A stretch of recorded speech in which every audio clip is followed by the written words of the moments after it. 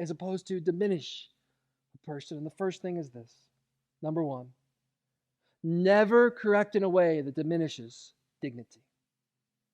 Never correct in a way that diminishes dignity. Never reprimand or admonish someone in a way that diminishes dignity. And, there's so many ways we can show this with people and accomplish this with whether it's their kids or whether it's our coworkers or whether it's employees or a sports team or a spouse or whoever. But here's just a good rule of thumb. One of the ways we can accomplish this is to reprimand in private. I just look at what Jesus did with Peter. I mean, who was in this conversation with Jesus and Peter? No one. They were alone. Jesus took this moment where he finally had a moment alone with Peter to love Peter into the position that Jesus needed him to take. And Jesus wanted Peter to be one of the key leaders of his movement, of the Jesus movement, of what we now call the church. And he developed and he didn't diminish. But a second thing that he did here is he was constructive with correction. We need to be constructive with the correction. We need to, when it comes to patience, to self-control in a difficult situation, or we're dealing with issues, are developing or diminishing. In fact, that's the question. Are we developing people? Are we diminishing people? Are we developing people? Are we diminishing people? Are we just lashing out with little or no self-control? Are we being constructive and hoping for a better outcome? A better outcome in the future. And what did Jesus continually point Peter to do? He said, feed my sheep. Do the things I've taught you to do. Feed my sheep. Do the things that I've taught you to do. Jesus wasn't diminishing him and his mistakes and diminishing him in the way he hurt Jesus, but he was developing him. And look, I look at this and think about as the most excellent way to live as we're developing people, not diminish them. What gives you a better outcome with people? What's going to give someone a better outcome? Ripping them a new one what? You decide what that is. But ripping them a new one or protecting someone's dignity as we demonstrate patience, showing self-control in a difficult situation. And look, when we can correct someone and keep their dignity, it keeps them motivated.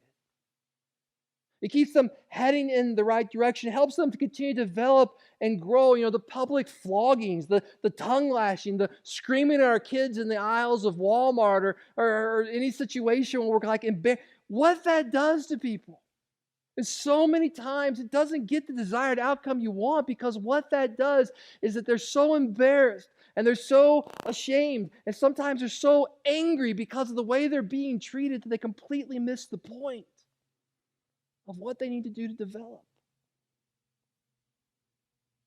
But when we protect someone's dignity, when we correct them in private, when we're constructive in our correction, when we're more about developing than diminishing, we can see people grow and develop into the people God wants them to be. Why? Because we're demonstrating agape. And here's a rule of thumb I try to live by. And look, I'm nowhere perfect in this. I mean, talk to my kids, talk to the people I work with. I mean, I'm not perfect in this. But one of the things I heard many, many years ago, and I think Jesus demonstrated over and over and over, is just as a rule of thumb, there's a ratio to live by. And this ratio is to give 3 praises to every one admonishment, 3 praises to every one reprimand, 3 praises to every one correction. And this isn't about keeping tally marks. This isn't about, I've only given 2, so I can't correct them. It isn't about that at all. It's more about the heartbeat of saying, do you have a habit of encouragement? Do you have a habit of feeding into a person's life? And let me tell you, when you make that a habit in your life, when you've been about praising people for the things they do and the things they do well, what that allows you to do is it opens up the door for correction in ways you would never imagine. Because you've built into them, you developed them instead of diminishing them.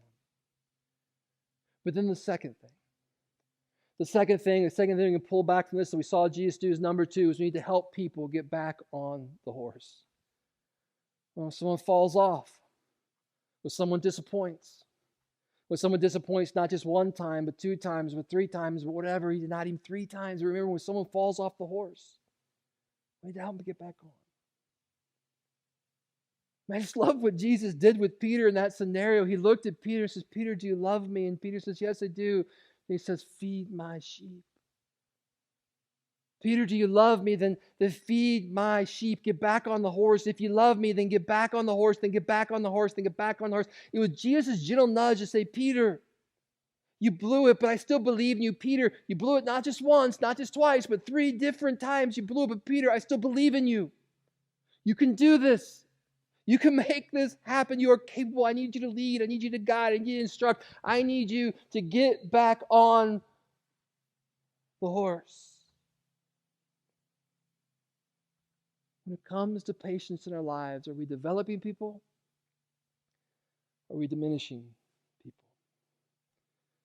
And when people fail us, when our patience are tested, we need to have a goal to love that person, not just emotionally, but love that person with action. To love that person as a verb and to nudge that person to get back on the horse. The question we have to ask is, are we developing people or are we diminishing people?